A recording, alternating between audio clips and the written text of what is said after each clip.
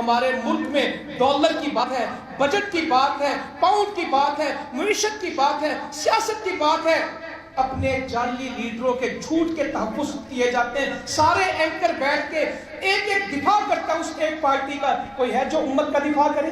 پاکستان میں کتنے پروگرام ہوئے جو نبی کریم صلی اللہ علیہ وسلم کی عزت کے لیے ہوں، حرمت کے لیے ہوں، آپ کی شان کے لیے ہوں؟ کتنے پروگرام ہوئے کوئی بتا دیں؟ اینکروں کی بات کرتا ہوں، ٹی وی کی.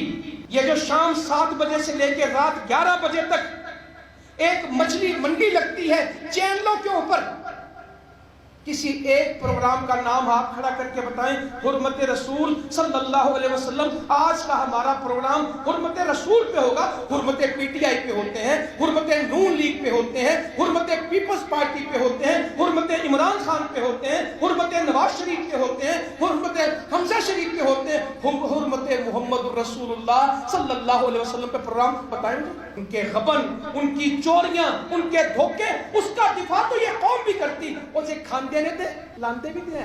کیا مہنگا ہو گیا، کیا سستا ہو گیا، سب کو غم ہے.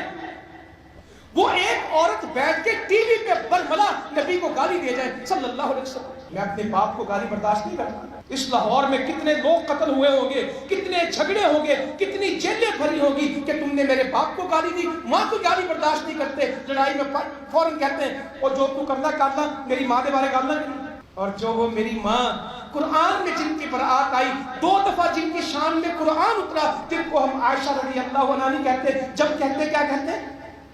اماں جی عائشہ رضی اللہ عنہ، اماں جان عائشہ رضی اللہ عنہ. اپنی ماں کہہ کے پکارتے ہیں، وہ اس کے اوپر بکواس کرتی. کیا ہوتی ہیں حکومتیں، اور کیا ہوتی ہیں مسلطیں، اور کیا ہوتے ہیں بجٹ، اور کیا ہوتے ہیں تخت و تاج، اس سارے کے مقابلے میں